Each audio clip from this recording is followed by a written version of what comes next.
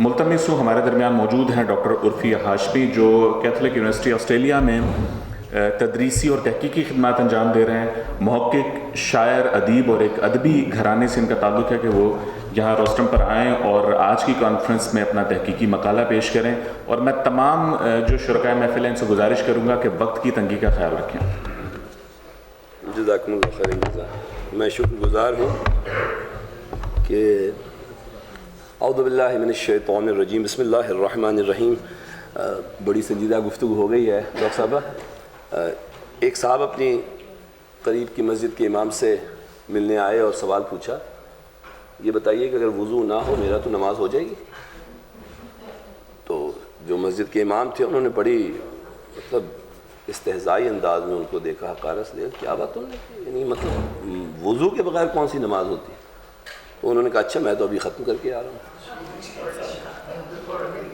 مرثیے کی جو یہ فیلڈ ہے، میں ایک یونیورسٹی آسٹریلین کیتھولک یونیورسٹی میں ایسوسیٹ ڈین ریسرچ کے طور پر کام کرتا رہا ہوں، ہیڈ آف دا ڈپارٹمنٹ میں ہوں۔ وہاں ملٹیپل پرسپیکٹیوز آتے ہیں جب کوئی موضوع کو دیکھا جاتا ہے۔ تو آج کا جو مقالہ ہے وہ صرف بتانے کا مقصد بھی یہی ہے، وہ ایک ڈفرینٹ پرسپیکٹیو کے ساتھ ہے۔ مین سٹریم آئیڈیا یہ ہے کہ انیس کلاسیکل شاعر ہے۔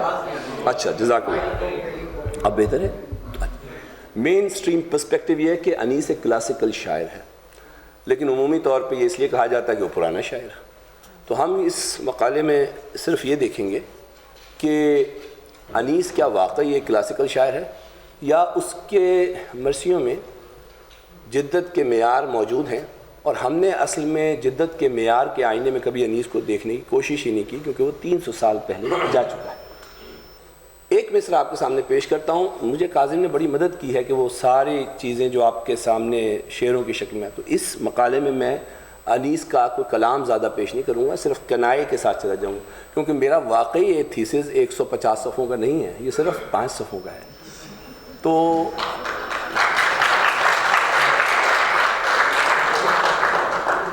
مجھے صرف ایک مصرع آپ کے سامنے رکھنا ہے اور ایک جملہ بیان کر کے اپنے تھیسس پہ مختصراً آ جانا ہے، اور 12 منٹ یا 10 منٹ میری دفعہ کیوں چلے گئے بھائی؟ 10 منٹ میں مجھے ذرا مخاطب کر دیجیے گا جی، اجرکم اللہ نہ کرے بھائی۔ ایک مصرع، آج شبیر پہ کیا عالم تنہائی ہے۔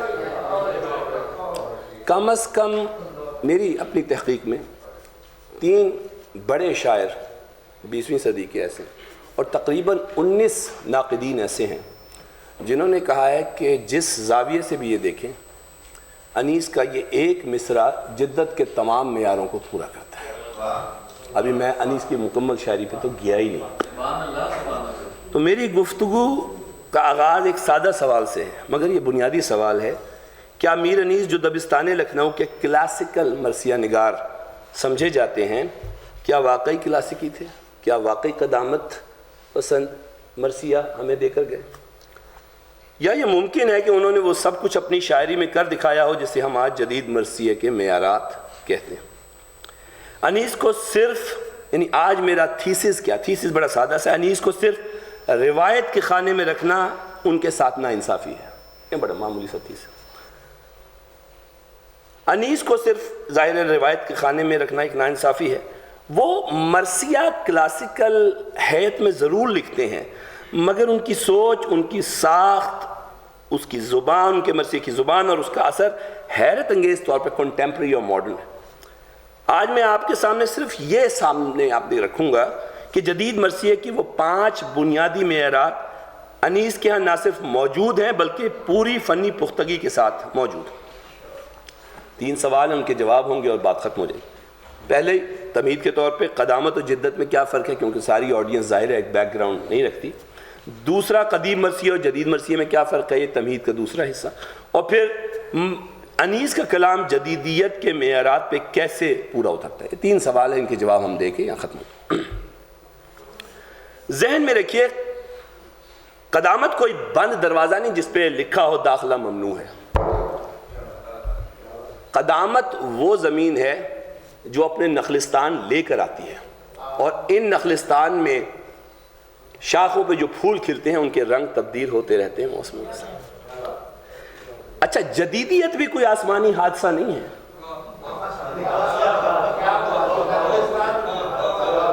کہ وہ کووڈ کی طرح اچانک نازل ہو جائے.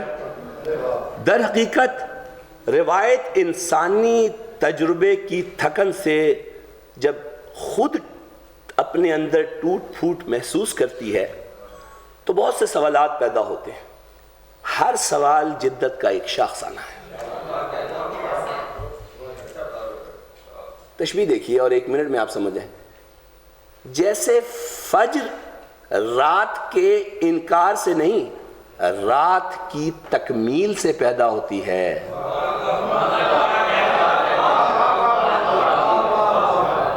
جدت بھی قدامت کی تکمیل کی آؤٹ کم ہے.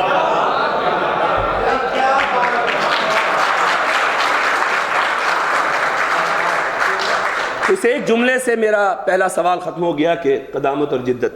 آئیے دوسری. اچھا یہ کوئی ایسا فلسفی نہیں ہے کہ جو ہم پرانا شاعر، یہ ایک فالسی ہے کہ اگر آپ پرانے ہو گئے تو آپ قدیم ہو جائیں گے.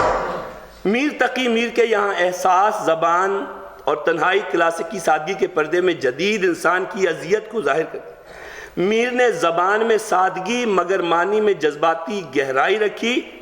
یہ جدیدیت کی پہلی جھلک ہے. غالب کے یہاں فکری ندرت اپنی انتہا پر ہے. وہ روایت سے مکالمہ بھی کرتے ہیں اور مجادلہ بھی، اور کبھی کبھی مناظرہ بھی کرتے ہیں.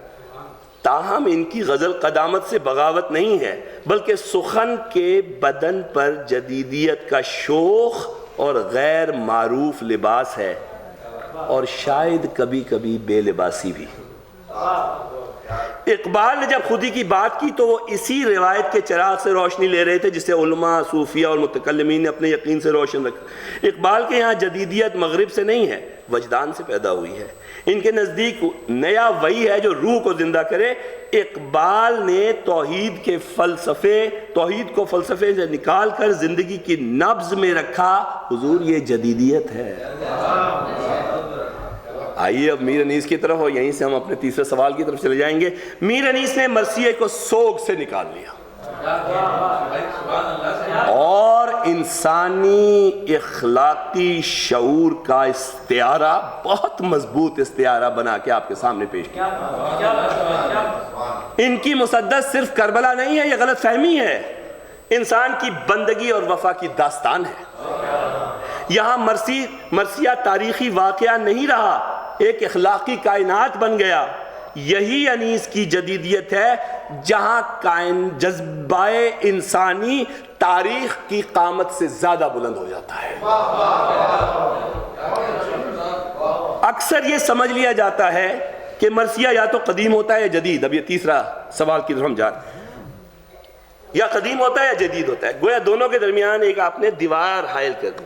حالانکہ حقیقت یہ ہے کہ قدیم و جدید مرثیہ ایک ہی دریا کے دو کنارے ہیں، اور بہاؤ یہ سمت معین کرتا ہے کہ اب جدت نے کس طرف جانا ہے. قدیم مرثیہ وہ چراغ ہے جو محراب میں جلتا ہے. جدید مرثیہ وہی روشنی ہے جو گلی بازار سے ہوتے ہوئے انسان کے ضمیر تک پہنچ جاتی ہے. قدیم مرثیہ واقعہ بیان کرتا ہے، جدید مرثیہ واقعے کی تعبیر کرتا ہے. قدیم مرثیہ کہتا ہے، ذرا غور سنیے، قدیم مرثیہ کہتا ہے ڈاکٹر صاحبہ کہ یہ ہوا.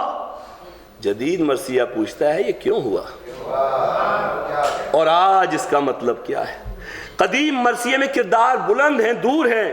جدید مرثیے میں وہ قریب آ جاتے ہیں. سکینہ کی پیاس اب صرف واقعہ نہیں رہتی، آج فلسطین کے بچے کی بھوک بن کے سامنے آتی ہے.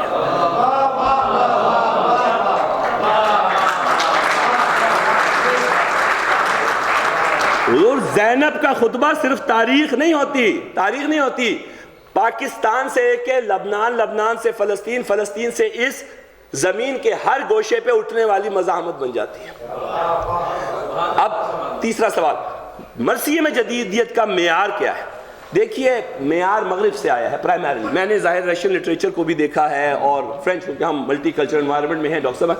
تو مغرب میں جو جدید ایپک کا مطلب ہے حزنیہ. اچھا حزنیہ کیونکہ گلوبل کنسٹرکٹ ہے، یعنی ہر انسان حزن کے کیفیت سے گزرتا ہے. تو مغرب نے جو 5 معیار مقرر کیے، ان میں پرائمرلی ٹی ایس ایلیٹ کا جو ہے وہ میتھیکل میتھڈ، نارتھروپ فرائے کا جو ہے انیٹمی آف کرٹیسزم، یہ ضرور پڑھنے والی کتاب ہے میں سمجھتا ہوں، کیونکہ اردو نے بورو کیا کسی حد تک. تو اس کے بعد جو ہے وہ میخائل بیخٹن نے جو پولیفونک نیریٹو، یہ ان کی طرف سے آیا، یہ جدید، کیونکہ اردو بعد کی زبان ہے، انگلش پہلے کی زبان. یہی معیارات مغربی ادب میں آئے جدید ایپک کی پہچان میں. اردو ادب میں جدید مرثیے کے 5 معیارات تقریباً وہی ہیں جنہوں نے اس صنف کو روایتی رسائے غم کی بیانیہ صنف سے نکال کر ادبی، فکری، وجودی اور سماجی شعور کی سطح. یہ معیار اردو تنقید کے بڑے ناموں مثلا شمس الرحمان فاروقی، گیان چند جین، احتشام حسین آل، احمد سرور، سلیم احمد اور ڈاکٹر فرمان فتح پوری کے مباحث سے ترتیب انہوں نے بکس لکھی. معاصری تنقید اور تحقیقی سطح پہ ڈاکٹر ہلال نقوی ہیں، ڈاکٹر شبیع الحسن ہیں، اور وحید الحسن ہاشمی نے جدید مختصر مرثیے کو محض رسا سے نکال کے ایک ہمہ گیر ادبی، فکری اور اخلاقی بیانات ثابت کرنے میں نمایاں کردار ادا کیا. تو جلدی ہم نے سمیٹ لیا. جدید مرثیے کے 5 معیار کیا ہیں؟ پہلا، نیریٹو ڈیپتھ، اور یہ سیکھنے والی چیز ہے دوست میرے جو ینگ بیٹھے. نیریٹو ڈیپتھ ہم اس کو بہت امپورٹنٹ کنسیڈر کرتے ہیں. وہ نیریٹو جو سامنے کا ہو اور اس کے پیچھے انسائٹ نہ ہو، وہ صرف ایک واقعے کی منظر نگاری ہے اور اس میں آپ نے در حقیقت کو اتنی زیادہ جان نہیں ڈالی. تو پہلی واقعاتی بیانی کو فکری اور تہذیبی گہرائی دیں گے، پہلا معیار. سائیکولوجیکل ریئلزم، کردار سامنے ہے لیکن کرداروں کا ذہنی اور باطنی تجزیہ اگر یہ موجود نہیں ہے تو آپ کا مرثیہ، انیس کا مرثیہ، اس کا مطلب ہے قدیم مرثیہ ہے، جدید مرثیہ. تیسری چیز، لنگوسٹک انوویشن، زبان کی نئی علامتیں، نئے استعارے، نئی تلمیحات اور ڈکشن کی جدت. پھر اس کے بعد سوشل فلسفیکل ویژن، یہ ظلم، عدل اور انسانیت کے بیان مزاحمت کو بڑی مضبوطی سے اپنے مرثیوں کے اندر لے کے آنا. اور فائنلی پرفارمیٹیو انٹینسٹی، یعنی ترنم، ڈرامائی قوت، محفل میں اس کا کیا اثر ہوتا ہے. تو اگر یہ 5 معیار یہاں سمجھ میں آ گئے تو اگلے 5 منٹ میں گفتگو ختم ہو جائے گی. اب ہم ایک ایک معیار کو لیتے ہیں، اور میں بالکل شعر اشعار نہیں لے کر آ رہا، وہ کاظم نے کر لیا، آپ ریلیٹ کرتے چلے جائیں گے، ایک آدھ کہیں مجھے ضرورت پڑی تو میں دیکھ لوں. پہلی دیکھیے، نیریٹو ڈیپتھ، یعنی واقعاتی بیانیے کو فکری اور تہذیبی گہرائی دینا. کیا مطلب؟ مرثیہ صرف واقعہ بیان کرنا نہیں ہے، بلکہ اس کی تعبیر، اس کے معنی، اس کا تہذیبی تناظر اور اس کا فکری پس منظر پیش کرنا ہے. یعنی اگر یہ چیز انیس میں آپ کو نہیں ملتی تو انیس جدید نہیں. انیس نے اس کو کیسے انکارپوریٹ کیا؟ انیس نے ہر واقعے کو صرف ہوا اور ہو گیا کی صورت میں نہیں رکھا. ابھی آپ نے مرثیے سنے، آپ ریلیٹ کرتے چلے جائیں، بلکہ واقعات کو انسانی اور فکری تضادات کے ساتھ پیش کیا. ابھی آپ نے دیکھا کہ حر اور حر کے بعد اون محمد اور اس کے مقابلے پہ باطل کی قوتوں. پھر اس کے بعد دوسری، وہ کرداروں کے مقصد، نیت، اخلاق، منزل اور اخلاق کی منطق کو بیان کرتے. اگر یہ جدت کا معیار ہے تو انیس سے بلند شاعر اس وقت ہماری ہسٹری میں کوئی نہیں آیا. یہی جدید نیریٹو ڈیپتھ ہے. انیس کے ہاں ایک منظر کی کئی لیئرز ہیں، اور یہ جو آپ کی نیریٹو ڈیپتھ ہے اس میں لیئرز ہوتی ہیں. مثلا کیا انیس نے تاریخی لیئر سے واقعات پیش کیے ہیں؟ جی بالکل. کربلا تاریخ ہے، تاریخ اس سے قبل نبیوں. کیا مذہبی تاریخ ہے؟ جی. انسانیت کی بات کی ہے انیس نے، وہ لیئر موجود ہے. جی. اخلاقیات، مرثیہ ہے ہی اخلاقیات. اس کا مطلب ہے اگر اس کو آپ ایک معیار کنسیڈر کرتے ہیں تو انیس در حقیقت جدید معیار پر اس جگہ پر سب سے بلند شاعر نظر آنا شروع ہو جاتا ہے. اس کے بعد اس کی مثال کیا؟ عباس کا پانی لینے جانا. بند ہے، میں چھوڑ رہا ہوں. عباس کا پانی لینے جانا صرف ایک جنگی واقعہ نہیں ہے. انیس نے اس خطرے کے مقابلے پہ ذمہ داری کو ہائی لائٹ کیا ہے.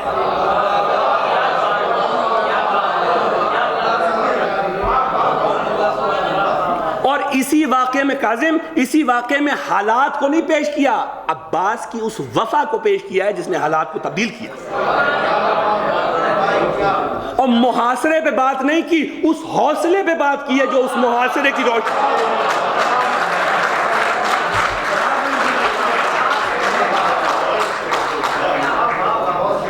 تو یہ نیریٹو ٹیکنیکس. دوسرا، سائیکولوجیکل ریئلزم. 5 بھی جا کے ختم ہو جانی ہے گفتگو.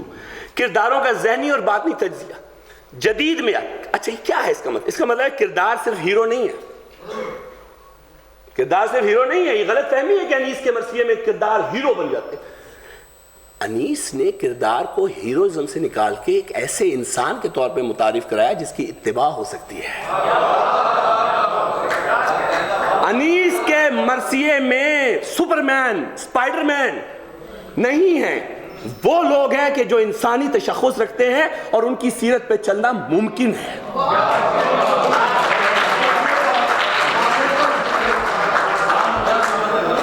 اور یہ وہ ہیں کہ جن کے اندر ایک مثبت سوچ ہے، یہ خوف بھی رکھتے ہیں، یہ امید بھی رکھتے ہیں، محبت بھی رکھتے ہیں، ذمہ داری بھی رکھتے ہیں، اور یہ وہ تمام چیزیں ہیں جو آج کے انسان کی ضرورت ہے۔ انیس نے اس کو کیسے انکارپوریٹ کیا؟ بھائی انیس کے مرثیوں میں ہر کردار سائیکولوجیکل انٹیریورٹی رکھتا ہے، یعنی اپنے اندر ایک کائنات رکھتا ہے۔ مثال کے طور پہ علی اکبر کے رخصت ہوتے وقت ان کے دل کی کیفیت، زینب کے ضبط کا کرب، یہ آپ کی انٹرنلائزیشن ہے، داخلی بات، حسین کا فیصلہ کن لمحوں میں انٹرنل کام، سیدہ سکینہ کا دعا کرتے وقت خوف اور امید کا ملاپ۔ انیس کرداروں کے جذبات کے اندر داخل ہو کے لکھتے ہیں، پیور سائیکولوجیکل ریئلزم ہے یہ، اور اس کے بعد وہ کردار کی شخصیت کے مختلف پہلو دکھاتے ہیں۔ وہ دکھاتے ہیں کہ باپ کا درد کیا ہے، وہ دکھاتے ہیں بھائی کی غیرت کیا ہے، وہ دکھاتے ہیں سپہ سالار کی ذمہ داری کیا ہے، وہ دکھاتے ہیں کہ شہید کی سیرینٹی کیا ہے، اور وہ یہ دکھاتے ہیں ایک باحیا خاتون کربلا فتح کرنے کے بعد ما رأیت الا جمیلہ جب کہتی ہے تو اس کا وقار کیا ہے۔ یہ سب جدید مرثیے کی بنیادی خصوص ہے۔ تیسری چیز، سیکنڈ لاسٹ، چوتھی اور پانچویں کے بعد بات ختم ہوتی، لنگوسٹک انوویشن، یعنی زبان، علامت، ڈکشن جدید ہو، زبان محض آرائشی نہ ہو، فلاوری نہ ہو، بلکہ فعال، علامتی، لیئرڈ ہو، فنکشنل ہو، جو میسر آ رہی ہو لوگوں کو بیان کرنے کے لیے۔ انیس نے اس کو کیسے انکارپوریٹ کیا؟ انیس، سنیے ذرا غور سے، انیس نے اپنے زمانے کی، اور خدا کی قسم یہ بڑا احسان ہے اردو پہ، انیس نے اپنے زمانے کی غزل کی فارسی زدہ کلاسیکل زبان کو اردو کے پیچیدہ جذباتی مزاج کے ساتھ ملا کر ایک ہائبرڈ لنگوسٹک انوویٹیو لینگویج کی تخلیق کی جو لوگوں کے درمیان رائج ہو گئی۔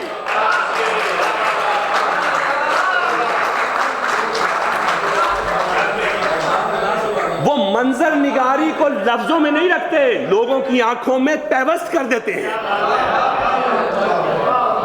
اسی کو جدید معیار میں ماڈرن سینیمیٹک کوالٹی کہا جاتا ہے۔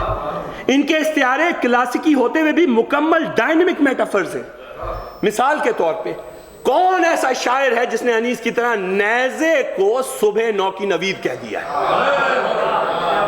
بھئی کون ہے جو تلوار کو قوس قزح بنا کے پیش کرتا ہے؟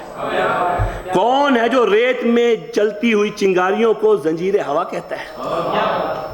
یہ کریٹیو لنگوسٹک کمپریشن ہے ماڈرن پوئٹری کی خاصیت۔ اور آخر میں انیس کا مکالمہ ڈرامہ کریٹ کرتا ہے، یہ آج کے ماڈرن ایپک ورس کا لازمی جزو ہے۔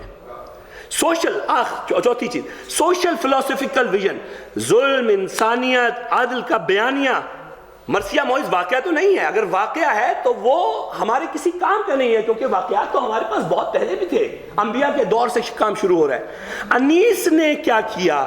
انیس نے یہ کیا کہ ان کے ہاں کربلا کا واقعہ علامت انسانیت کے طور پہ ابھرا، اور اس کے مقابلے پہ طاقت تھی۔ وہ ظلم کی تعریف صرف سیاسی تناظر میں، ظلم کی تعریف سے مراد یہ پریز نہیں ہے، ظلم کو کس طرح ڈیفائن کیا جاتا ہے، وہ ظلم کی تعریف سیاسی تناظر میں نہیں بلکہ اخلاقی اور سماجی سطح پہ کرتے ہیں۔ مثال کے طور پہ حسین کے فیصلہ، جب وہ اس پر بند کہنے آتے ہیں، اور میرے پاس موجود ہے ظاہر ہے لیکن وقت نہیں ہے، جب وہ حسین کے فیصلے پہ بند لکھنے پہ آتے ہیں تو یہ ایگزسٹنشیل چوائس کے طور پر سامنے رکھتے ہیں۔ یہ ایک رینڈم چوائس نہیں بلکہ ایگزسٹنشیل چوائس ہے، اور یہ ماڈرانہ فلسفیانہ تعبیر ہے۔ انیس نے کربلا کو اخلاق، عدل، وفا، حریت، انسانیت، ڈگنیٹی کی پرپیچول جنگ بنا دیا ہے جو آج بھی جاری ہے۔ یہ پیور سوشل فلسفیکل ریڈنگ ہے۔ نتیجہ اس سے کیا نکلے گا؟ انیس نے مرثیے کو مسلمانوں کی تہذیبی اخلاقیات کا مینیفیسٹو بنا دیا۔ یہ جدید مرثیے کا بنیادی معیار ہے۔ آخری اور اس کے بعد اجازت لے لوں گا آپ سے، پرفارمیٹیو انٹینسٹی، ترنم، ڈرامائی قوت، محفل میں اثر، جدید معیار۔ ایک جملہ یہاں پیش کر دوں، کاظم نے انیس کے مرثیے کو جس طرح یہاں پیش کیا ہے، میں دعوے سے کہتا ہوں کہ اردو ادب کے کسی بھی دوسرے شاعر کو اس انداز سے پیش کر کے لوگوں سے واہ واہ نہیں لی جا سکتی۔ اور اگر آپ کے ذہن میں غالب سے لے کے انیس کے کوئی نام آتا ہے تو مجھے بتائیے, میں ان سے کہوں گا یہاں آ کے پڑھیں اور پھر لوگوں کا بیان. بہرحال یہ جدید مرثیے کا بنیادی معیار ہے. یعنی مرثیہ صرف, یعنی اس کا مطلب کیا ہوا جو میں بیان کر رہا ہوں ابھی, اس کا مطلب یہ ہے کہ مرثیہ صرف پڑھنے کا متن نہیں ہے. آپ میری گفتگو سمجھ رہے ہیں؟ اگر آپ انیس کو صرف پڑھنے کے لیے مختص کرنا چاہتے ہیں تو انیس پڑھنے کے علاوہ بھی وہ کرتا ہے جس کو ہم پوزیٹیو سوشل بیہیویئرل چینج کہتے ہیں. مرثیہ صرف پڑھنے کا مت نہیں بلکہ پرفارم ہونے کا فن بھی ہے. انیس نے اس کو کیسے انکارپوریٹ کیا؟ ان کا ہر بند, بڑا غور سے سنتے جانا تھا کہ آپ پتہ چلے جو محنت کر کے گئے ہیں اور کل جو آپ نے محنت کی ہے اس کے بارے میں بات ہے. کیا ان کا ہر بند ریدمیٹک رائز رکھتا ہے. جیسے ماڈرن تھیٹر میں ٹینشن بلڈ ہوتی ہے, ریلیکس ہوتی ہے, پیک پہ جاتی ہے اور کلائمیکس پہ آنے کے بعد ڈرامہ ختم ہوتا ہے.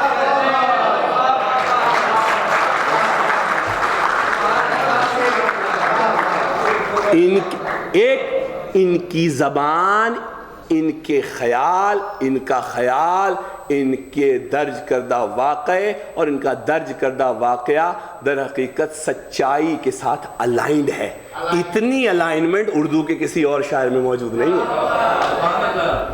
جس میں پوزز ہیں, جس میں پچز کی چینجز ہیں, جس میں ایموشنل شاؤٹ آؤٹ ہے, جس میں ایموشنل اراؤزل ہے, جس میں جو مصرع سامنے آتا ہے اس میں پوزیٹیو سائیکالوجی کے کنسٹرکٹس ہیں, اس میں آپ کو گریٹیچیوڈ ملتا ہے, اس میں آپ کو ہوپ ملتی ہے, اس میں آپ کو ریزیلینس ملتی ہے, اس میں آپ کو پرائیڈ ملتا ہے, اس میں آپ کو لو ملتا ہے, اس میں آپ کو کیئر ملتی ہے. اور دوسری طرف نیگیٹو ایموشنز وقت نہیں ہوتا, مطلب ان کی بھی میں لسٹ آپ کے سامنے رکھتا. اور آپ نے ابھی سنا کچھ, تم نے میری بڑی آسانی کی ہے میرے بھائی, اللہ سلامت. ان کا مکالمہ پیور ڈرامیٹک اسکرپٹ ہے. مثال کے طور پہ جب وہ اپنے مصروں میں چھوٹی چھوٹی ڈسکشنز, چھوٹے چھوٹے ٹکڑے رکھتے ہیں, مثلا پانی کہاں ہے, ایک مصرے کا ٹکڑا ہے, بھیا مجھے پیاس لگتی ہے, سکینہ صبر کرو, اکبر رخصت ہوا. یہ ایموشنل آرکیٹیکچر ماڈرن پرفارمیٹیو لٹریچر کا فنڈامنٹل معیار ہے جو انیس میں جس حد تک آپ کو ملتا ہے وہ کسی دوسرے شاعر میں نہیں ملتا. انیس نے مرثیے کو سماعتی فن بنا دیا. ماڈرن لٹری پرفارمنس کی تعریف یہی ہے. وما علینا الا البلاغ.